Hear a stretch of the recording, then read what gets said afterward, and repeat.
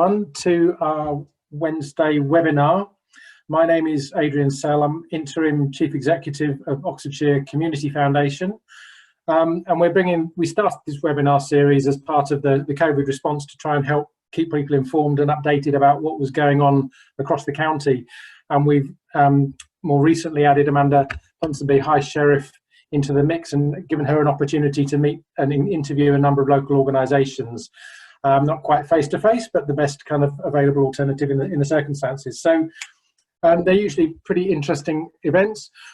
If you haven't already muted yourself, I think pretty much everyone has, so thank you for that. It just helps keep background noise down. If you could change your name to your name and your organisation name, that would be really useful. Do use the chat box for any questions or comments, and we'll try and make sure we've got time to cover them. And we are recording the session, and we'll occasionally use snippets in some of our social media, and we share the videos online so people who can't make them can catch up later. And I know some people have been watching them, so that's good to know that resource is being used. I'm going to share my screen as I have a few slides to work through by way of introduction. And I'm also going to switch to speaker view. The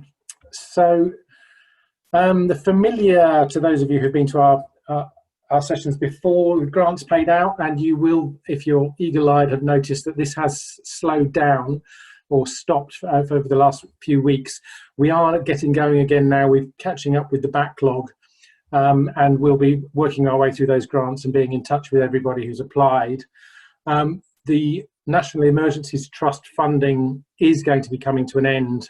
I think we've got one more payment left to come into Oxfordshire, and we'll be paying out on the successful applications in the coming weeks or hopefully days, and then working out what to do with any leftover funds, which will be a small amount. We then also will have leftover funds from the broader fundraising we've done locally in the Resilience Fund. We are holding that back because we have nervousness, as do many people, about the potential for a major economic downturn, a second wave through winter, and various other issues that we know could impact on the sector and the community's needs. So that is all kind of being held back for the time being. Today is a focus on education, as you probably know. Just a few basic numbers of just under 130,000 children in Oxfordshire. A surprising number for many people. About 10% of those people live in financial poverty, which means we've got over 12,000 children in Oxfordshire living in financial poverty.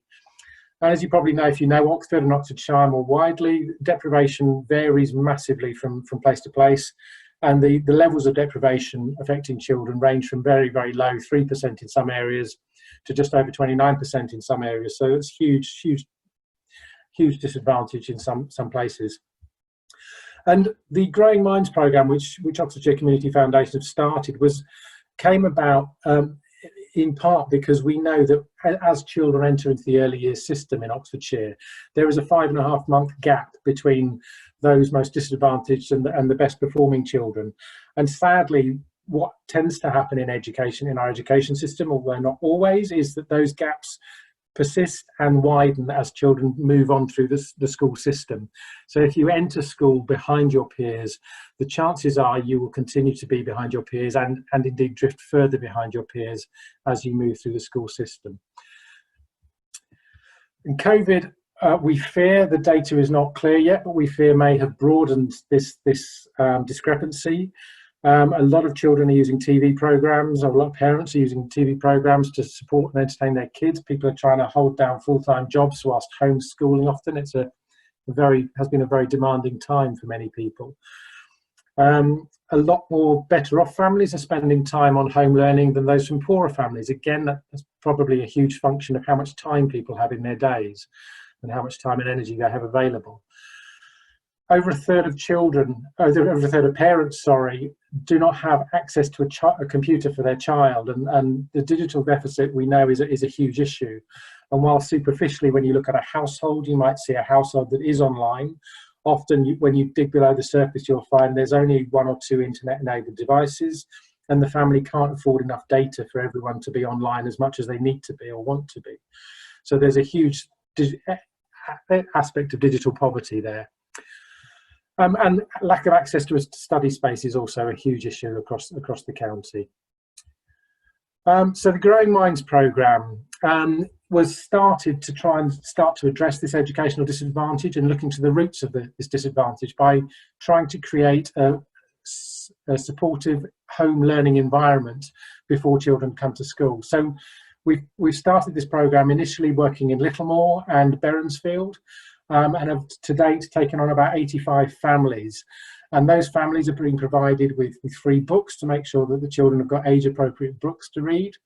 There's pre-COVID, there were home visits going on. Those have been replaced now with online visits and calls and other ways of connecting with people. The Peak Learning Together sessions have been run for a lot of those families, and I know Sally from People is on the call today, and those are a wonderful way of engaging families and creating a nurturing, supportive environment that helps the children start learning and start building their social and emotional resilience as well. And School Ready sessions is the final aspect of that programme as children.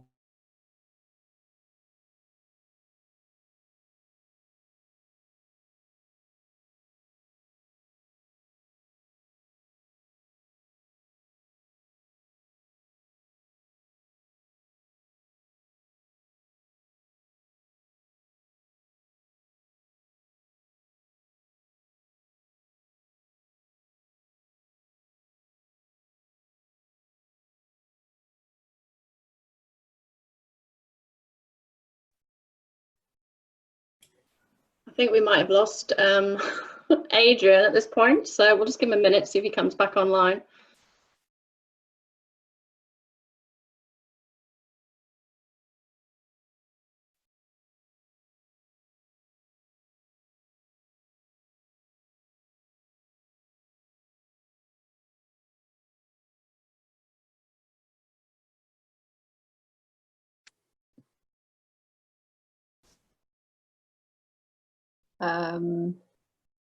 Kate, is that you? Yes, I think we've lost Adrian, so I think he can probably continue later on. So if you want to start. Okay. This proves that this isn't really the answer to everything. We are better face to face. Anyway, Adrian, if you're out there somewhere, thank you for that introduction. I tell you, the briefing from Oxfordshire Community Foundation is wonderful, and they're really trying to help charities around the county. They not only are able to give out grants, but gosh, they research everything so well, and I've been really grateful to them, and fantastic that they've been able to give out over 500,000 grants to really worthwhile charities. But today, it's such an important subject, this education, and I'm just really pleased to have the opportunity to talk to 3 people that I know who are going to educate me. Fran, Bennett, I'd love to start with you, and you've been involved, it seems, in this field for ever and ever. And I'd love to hear, yes, just the general, as I say, environment and background to child poverty and everything. Yeah. Thank you very much, Amanda. Can everybody hear me? Yes, great.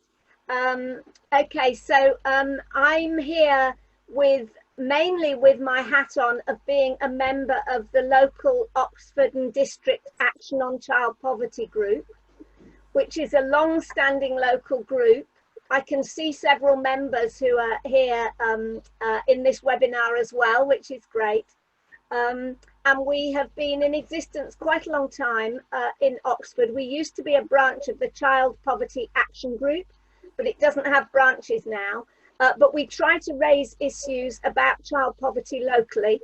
And just as a couple of examples of what we've done recently, we've done a study of the cost of education for secondary school pupils in Oxford, and Child Poverty Action Group actually published that for us a couple of years ago. So that's one thing we've done, and we did do a public meeting about child poverty in Oxford quite recently, last autumn, and some of the people again who are here in this webinar actually attended that meeting about child poverty, and we were talking about what we could do individually and locally, and what we could ask government to do as well. So that's the sorts of activities we engage in. I don't know what else you wanted me to talk about, Amanda, but if you want to ask me the next question, that would be fine. I suppose from thinking about your sort of academic career of researching this subject, it's obviously the start that children have is just so important. I've been lucky enough, I can't say it's a grandchild because certainly I haven't got those, but for the last 3 days I've had a 4-month-old baby in the house, which made me extremely happy. Meant I haven't done half the jobs I was going to do. But you know, it just brings it back to you as a mum, what that was like when you, and this is a first-time mother who's had this baby, so we had lots of chats about, you know, even in 4 months, the changes within a baby. And she is well supported by her husband and was able to come here. You know, she's an old friend, but there are families that don't have that support, and so right from the start these children are disadvantaged. I'd love to hear more about a child's development. That's right. You're quite right about that. And of course, during the pandemic, social support as well as financial and emotional support has been lacking for a lot of families of the kind you mentioned. So in terms of social support, for example, we know that grandparents have spent about 90% less time doing childcare than they do usually. Mm-hmm. And so families who've been reliant, and it's quite often low-income families who are reliant on informal childcare, will be finding that much more difficult in lockdown, particularly, of course, because they don't want to put the older people in their families at risk by doing childcare. So that's one of the things that's been quite difficult. And of course, the formal childcare, which children may be going to as well, some of those have only been taking children of key workers or vulnerable children. And a lot of low-income families would not necessarily fit into the vulnerable category. And so the formal childcare, and in particular children's centres and so on, may be lacking during the pandemic as well. So that's the kind of social support side. The emotional support is quite difficult when you're socially isolated as well, I think. And with the lack of IT equipment and also money for internet usage that Adrian was talking about earlier. What I've particularly focused on in my work, and what the Oxford and District Action on Child Poverty group focuses on, is financial poverty, because of course that's mixed in with the emotional difficulties and the educational difficulties that children may have as well, and the lack of social support. So the particular thing during the pandemic has been that whilst it's been very welcome that universal credit and working tax credit have been put up by £20 a week, that was a flat rate increase. So it was the same for a single person, and it was the same for a couple, and it was the same for a family with 1, 2, 3 or more children. And so families with children have relatively been disadvantaged by that additional help. And so it's been more difficult for them. And there've been lots of studies recently which have showed what's happened to people's incomes, and that to some extent those incomes have been protected or have increased, like the universal credit increase. But what that doesn't look at is the way in which the costs have increased for families. And for families with children, for example, they can't necessarily shop around for goods from cheaper supermarkets as they used to before the pandemic. So that could be more costly for them, as well as not just the IT equipment, which is needed for communicating and is needed for education and home learning, but of course keeping your credit up to date on that IT equipment is an ongoing cost for you, as well as schools often requiring you to print out. And I've just had to renew my print cartridge on my printer. I know how important, how expensive print cartridges are for printers. So all those things are increasing costs, and families with children have not had as much of an increase, relatively speaking, as those without children, and single people in particular have done. So a lot of people are struggling because of that lack of additional financial support during the pandemic. And when you're financially struggling, we know that it's much more difficult, because the stress of parenthood and the feelings of guilt and failure and shame at not being able to give your child the decent education and the decent upbringing you want to are very difficult for parents to have to cope with, and damage them at the same time as their children. I mean, on a positive level, I know we're talking about some families that are probably single parent families, but the fact that mothers and fathers have been together and not having to go out to work, I'm not saying, you know, there are key workers, so when I'm not being sort of general, but hopefully, I mean, I know also there's the domestic abuse and all sorts of other pressures, but it's nice to try and find some positive. And so perhaps with some families, it has given them a family time. But in your experience, the families that are struggling with all these other things that you're talking about, can they make the most of that? You know, I would hope so. Yes, of course you would hope so, and I'm sure that's true for some families. But when you're very worried about being able to pay the bills and where the food is going to come from, obviously it's much more. It takes a lot more work to be a good parent and to be a harmonious partner. Yeah. So you're just struggling against bigger obstacles. And we know, for example, that, I mean, the Standard Life Foundation actually funded some research that showed that 42% of families with children, and that was particularly lone parents, were struggling, compared with 24% in the average across the general population. So families with children are struggling more. And the Institute for Fiscal Studies did some work recently showing how many people were behind with bills. And I think one of the things that families are particularly concerned about is actually the future. So that there's been some let up in terms of people demanding payment, if you like. And we know that that's the case in terms of mortgage holidays, but it's also been the case in terms of eviction not being allowed, and so on.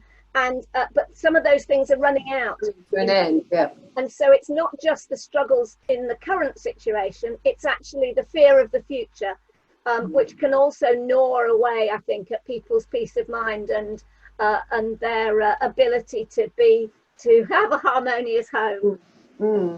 And actually that can also have an impact on children returning to school. For those who've got to, you know, if they're sensing there's problems at home and worries, then children pick up on reactions from parents so easily, don't they? And might just get nervous and not want to go back to school. And so that may well be the case.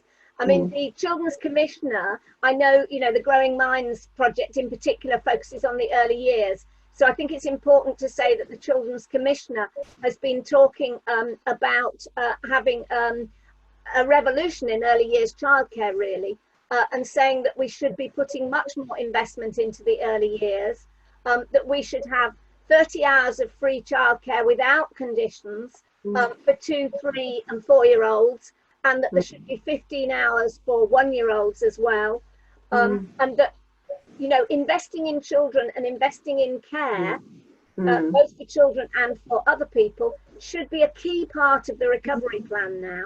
And we must all be, I think, focusing on asking government for that, because so far it has to be said that children have not been a key issue in terms of either coping with the pandemic or in the recovery plan from the government. I mean, they are now giving extra help, it's true, in the school holidays by giving free school meal vouchers. And that was thanks to Marcus Rashford, who himself experienced poverty when he was young. So it's speaking from personal experience, which is really important, I think. But that's £15 per child per week for 6 weeks.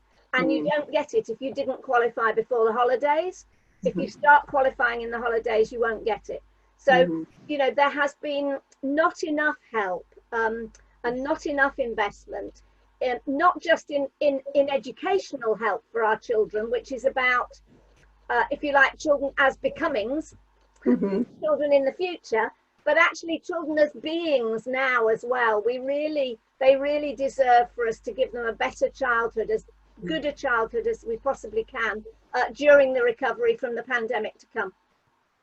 And how much, I've always I was, golly gosh, when I had my first child, I was 33, but I was, you know, it's very frightening when you have a first child and you're all alone and they won't settle and everything.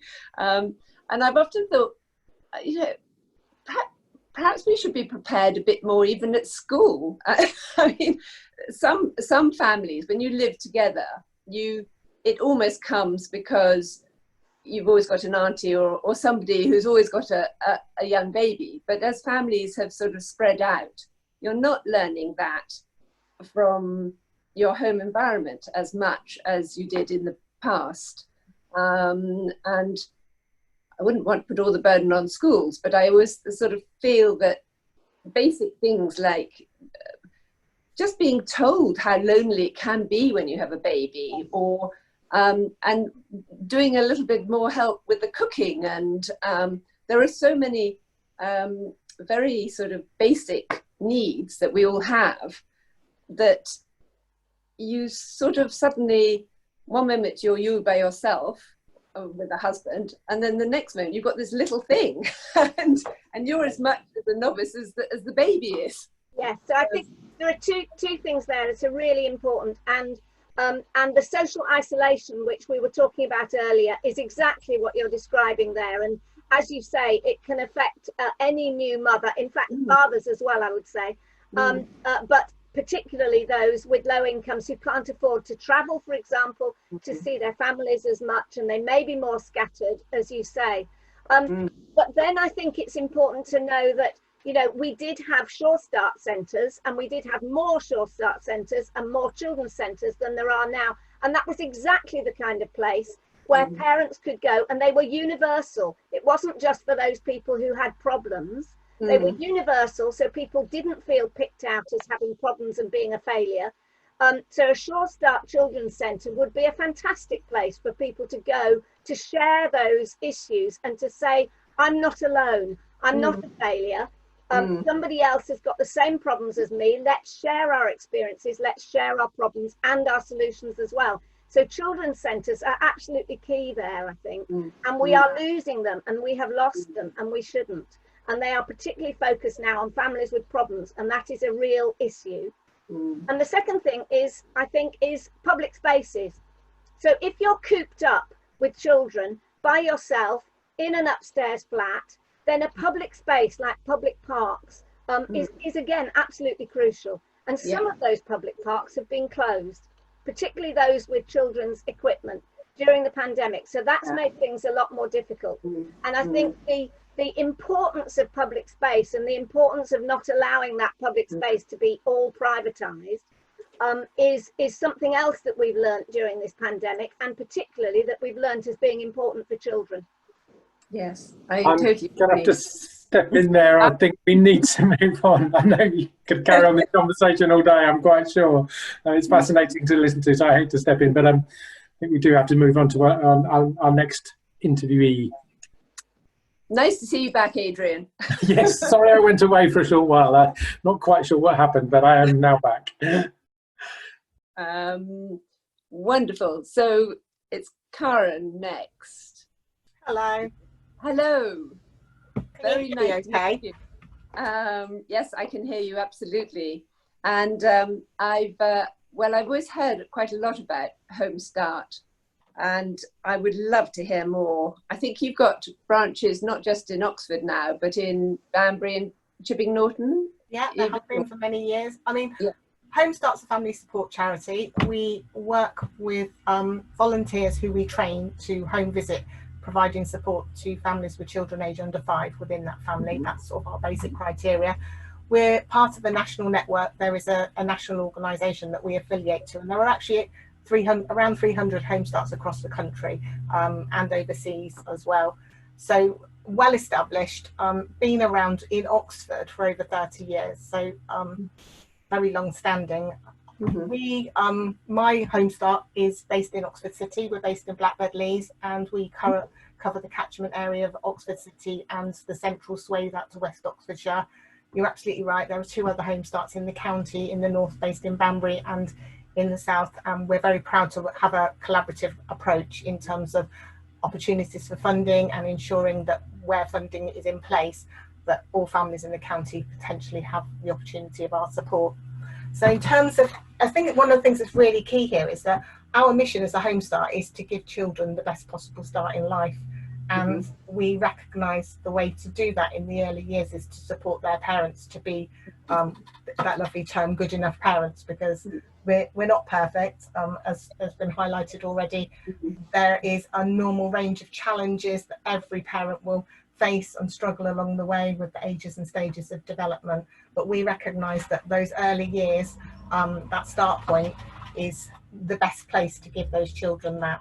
We recruit and train volunteers, as I said, and they home visit. We also have a family support worker who is paid to home visit, and we have also extended our work to delivering group works, particularly in West Oxfordshire, where we had a transition funded centre programme of stay and plays, of baby groups, taken over from where the children's centre left off, and we're really proud to have had that established prior to COVID.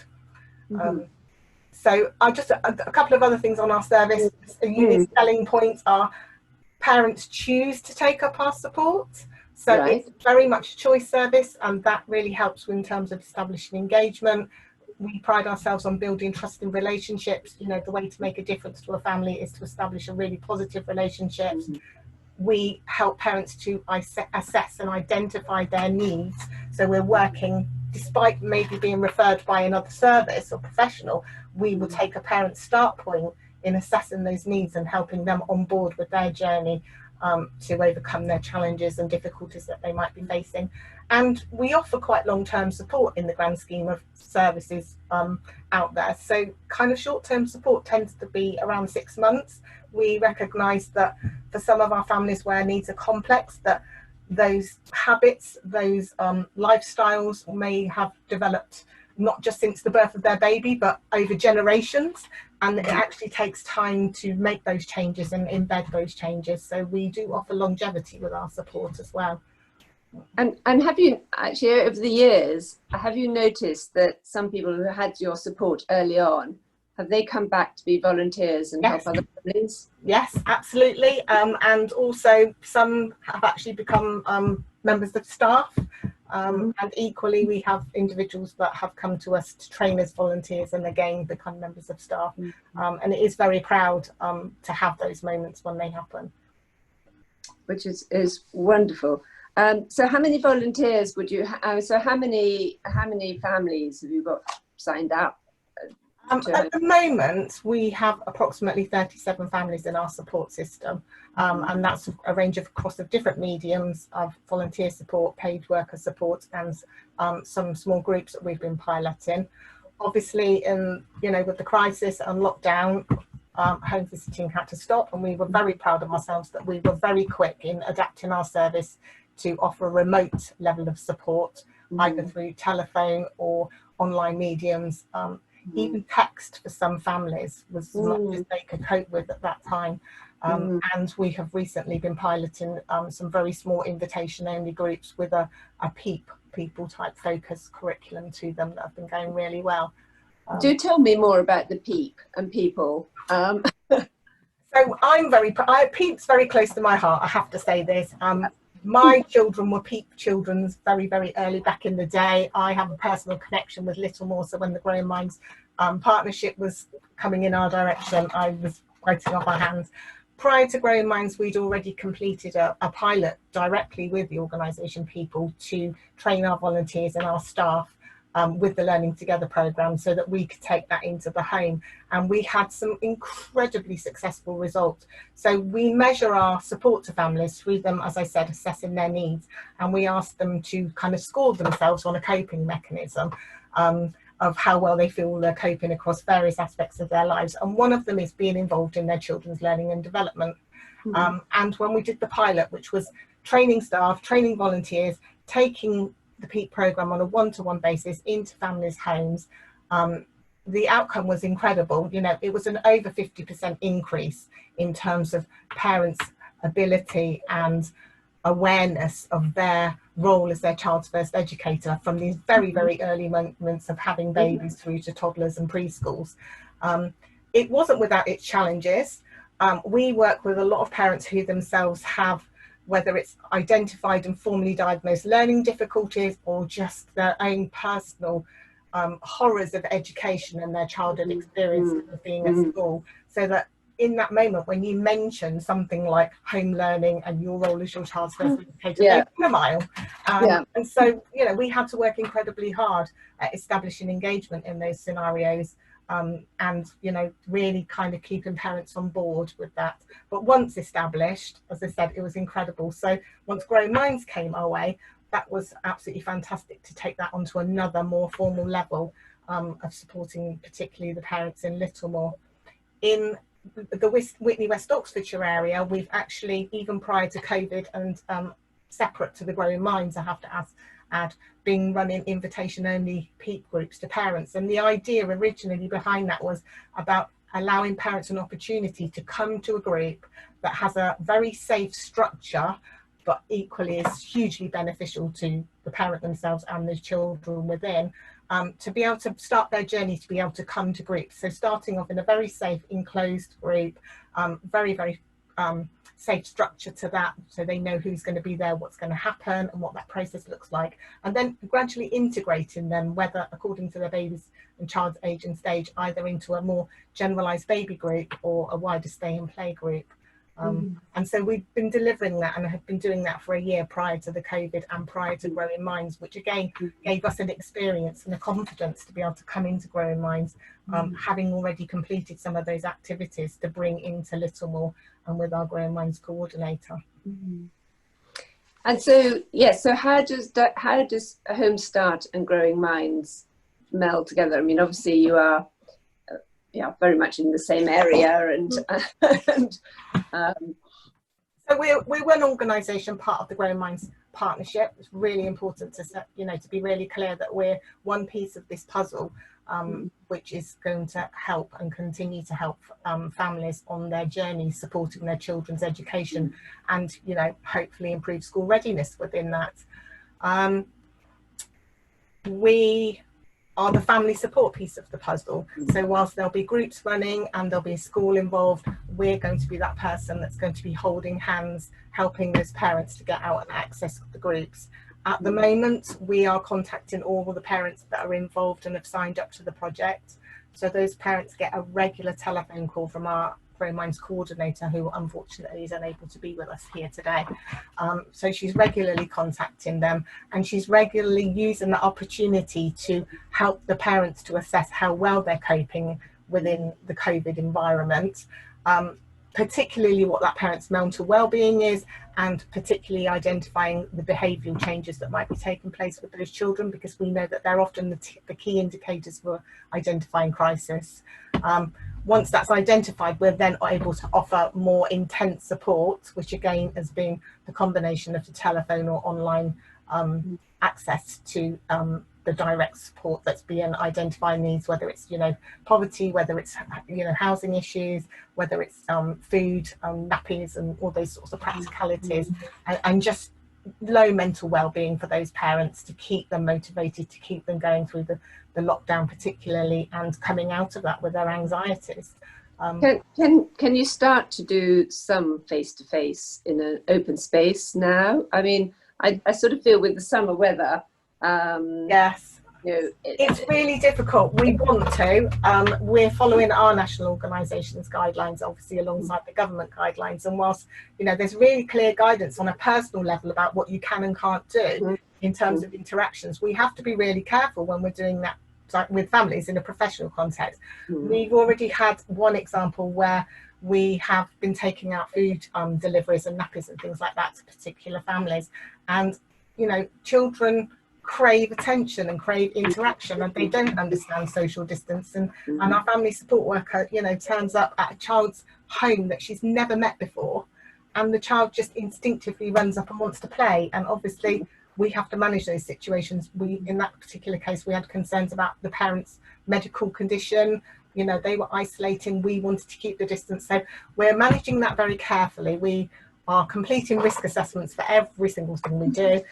Risk assessments to take place for, you know, the face-to-face interactions. Our volunteers are desperate to get the families.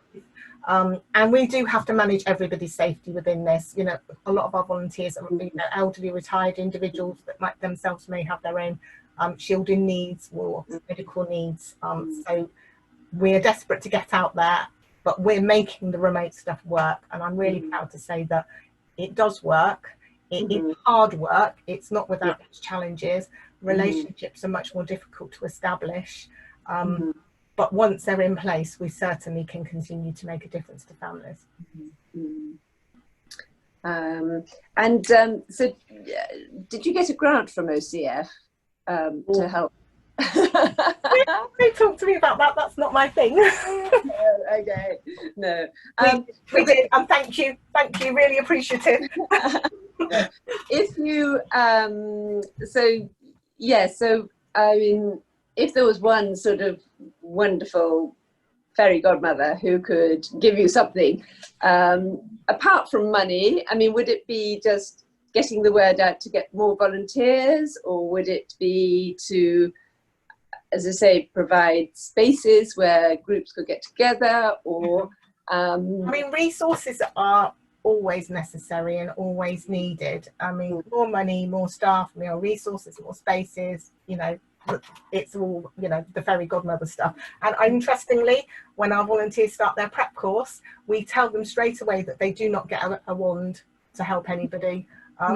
So that we know that that doesn't happen. If I was to make one ask out of what we've learnt so far and what we face in terms of the uncertainty ahead, it would be that early years, and in particular children that are 0 to 3, become a bigger priority. And the reason why I say this is not because other children aren't important, but it's because they are hidden. It's because they've had their universal and their specialist resource, their health visitors, redeployed. It's because their parents, often, as you mentioned before, first-time parents, and that doesn't mean that that's the only, you know, any parent with a new child or a toddler will have their struggles, as I said, but they are tucked away with no connections, with no one to turn to, and they can't and won't put their hands up and say it's a struggle and it's hard, because they're fearful, because they don't want someone to think they can't do it, because they're worried that they may be taken away.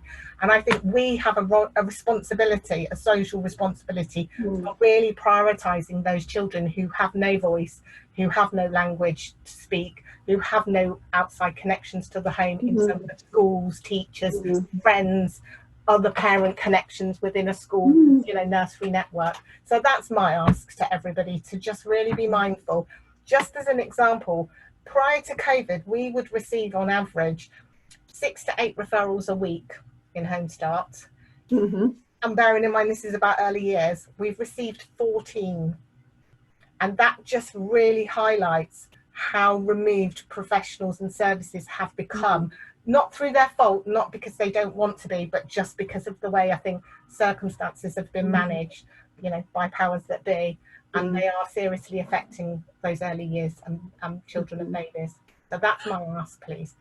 Thank you, Karen. That's been absolutely fascinating, really interesting to hear, and an area very close to my heart someone who used to run Oxford Parent Infant Project, one of the other early years providers locally. So it's been really fascinating to hear too. Amanda, would you like to pick up our final interviewee, Stuart MacFarlane from Tambour? Stuart, I wonder if I can find you. Are you? If you unmute and start speaking, he should pop up. Absolutely. Yeah, Hello. I'm here. Hello, Stuart. Hi. Very nice to meet you, and I'd love to hear a little bit about what the Tambour Foundation, one of the funders of Growing Minds. So I just wanted to know a little bit perhaps about the foundation, or really why you felt that, what drew you to Growing Minds and your particular interest in that sort of field of social work. Okay. Well, I'll start at the beginning. I'm a grant advisor to the foundation. It does its grant making in America and the UK and more recently in South Africa. And it takes applications by invitation. So that's where I come in. And in the UK, I like to focus on Oxford and Oxfordshire, which is what I know best. Tambour has a mission to support organizations that in turn support disadvantaged groups and communities. And their aim is that organizational programs should be enhanced or the reach of organizations should be enhanced by their grant making. So that's them in a nutshell. I suppose, what about Growing Minds? Well, you know, my background was for many years in the health service, and we used to talk about breaking the cycle of deprivation in health terms. And, you know, the disadvantage in health terms is really about increased morbidity and mortality amongst disadvantaged groups. So there's the health services particular gap, if you like. And, you know, it seeks to address those things very often in a reactive way. So we'll give you treatment because you've been smoking all your life. Well, the preventative part of that would be, why don't you go into primary schools and educate kids on how not to smoke in the first place? And when you get to education, then I think there's a real opportunity to break intergenerational cycles. Hence my interest on behalf of the foundation. And, you know, it struck me that the collaborative element and the long-term element of Growing Minds was very important, because I haven't been doing this for very long, but one of the things that I hear often is that disadvantaged communities get tired, or they get project weary sometimes. So with the best will in the world, you know, people dip in and out, and one good thing lasts for a while and then something else pitches up, and communities feel kind of done to rather than done for, if you like. So the long-term element for me is attractive. The collaborative element is attractive, because I also noticed that there are many organizations that have a similar client group, and they might be doing similar things on behalf of that client group. And coming together can be quite powerful, I think. I have one potential wish for the future, which would be that early years 0 to 4 is obviously important. As far as this project is concerned, I accept fully that that's the focus.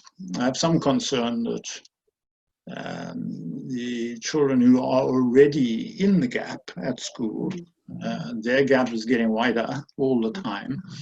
And there'll be a number of generations in that gap, of course, between years 5 and potentially 17. What does one do about them, or what can one lobby to be done on their behalf? So we, for example, also support Quest for Learning and assisted reading for children. There are other products available, apparently, but you see my point. It's an attempt, if you like, to assist at all levels. I fully agree. I mean, it's been wonderful actually concentrating on this these early years on this webinar, and they are very, very, very important.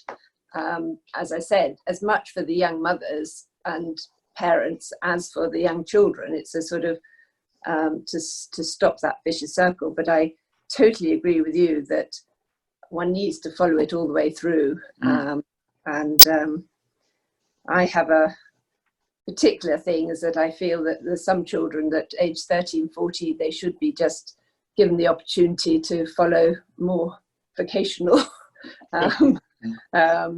careers, because they would probably be wonderful doing some woodwork or working on a farm or garden or something that would make them fulfilled, and they're never going to achieve those exams that people want. And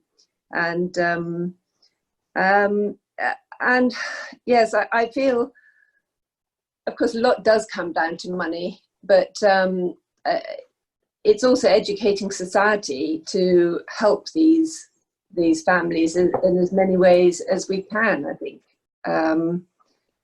I feel slightly frustrated sometimes that there are lots of people who actually would be willing to help, but we are sometimes restricted through, now you have to go through all these tests, you know, if you want to work with children or whatever, or even open up a space to let people come. It's a bit of a minefield, isn't it? No, I agree regarding your money comment. In fact, that was one of my answers to one of your questions. So, you know, what is the one ask that I might have for the future? Well, the answer is money, I suppose. But then I thought a bit more about that, and I thought, well, you know, what does that mean? And it doesn't necessarily mean access to the private sector or the voluntary sector, because I think Susie will correct me if I'm wrong, but I think, for example, there is one council somewhere in the UK that itself funds the Imagination Library for every single baby in its district. Now, there's an example of a government organization stepping in and saying that they will do something. And, you know, it's 500 children at £25 a year is actually not a lot of money when you think about the benefits of just one part of the Growing Minds program. Yes. So, you know, there is a potential, I think, to lobby and cajole and do all sorts to chip away at this issue. Well,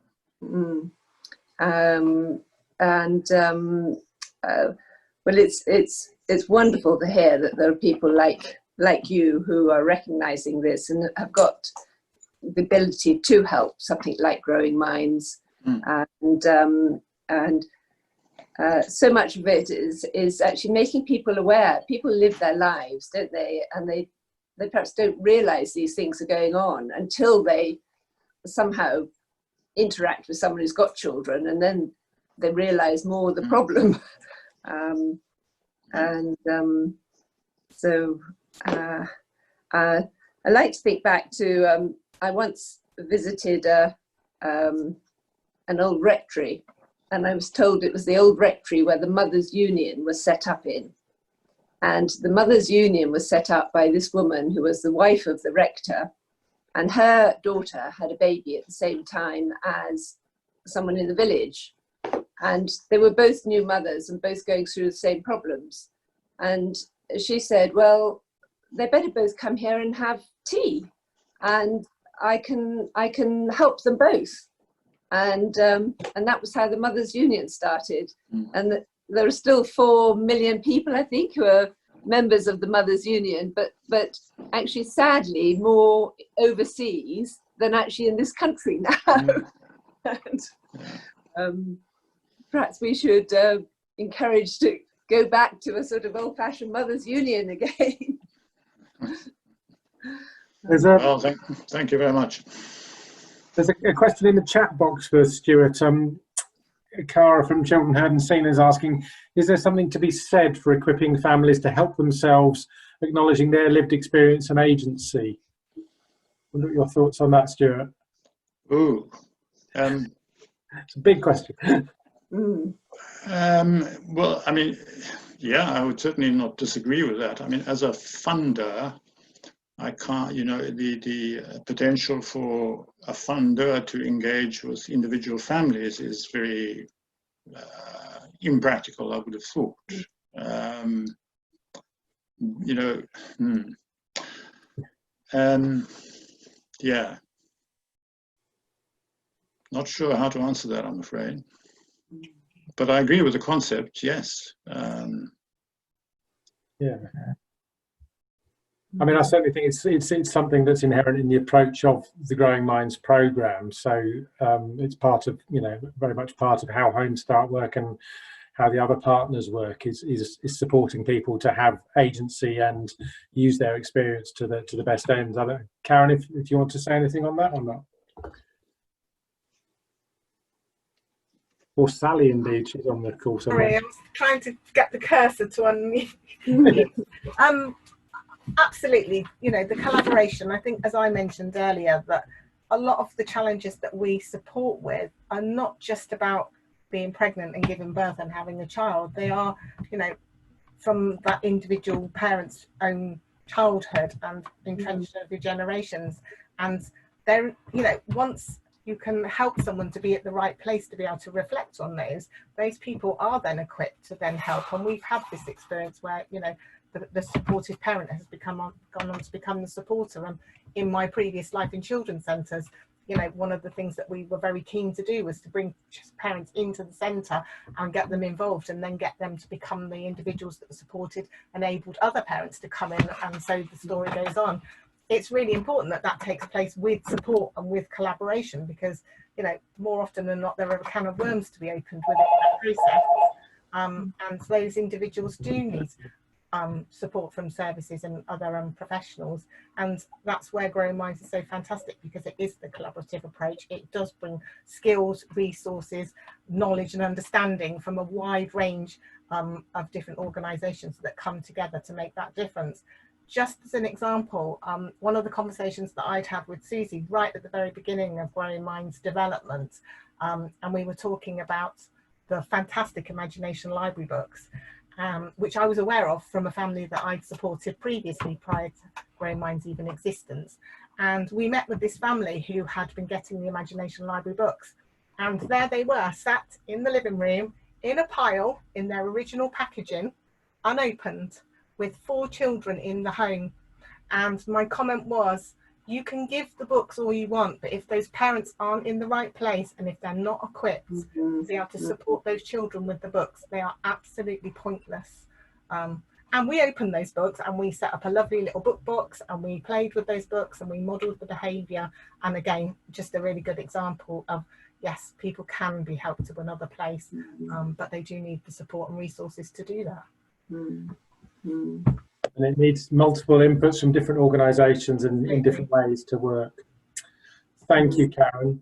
We're nearly at an end. Amanda, do you have any final words? Well, it's been, I've loved listening today, really have, because it's a subject that actually I find near to my heart. As I say, I haven't got grandchildren yet, but one day I know.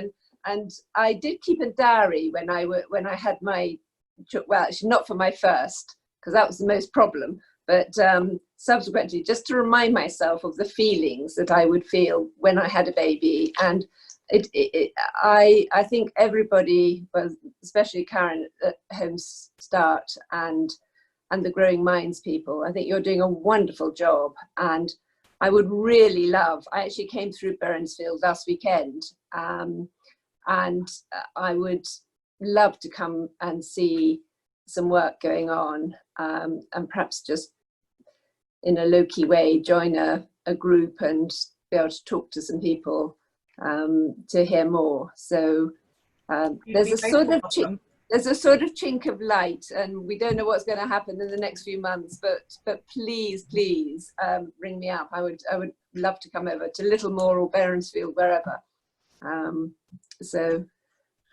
Thank you, and I hope actually we could all meet again and carry on the discussion, because it's really interesting, and the more we can get the word out there, perhaps the more we can do to help the problem.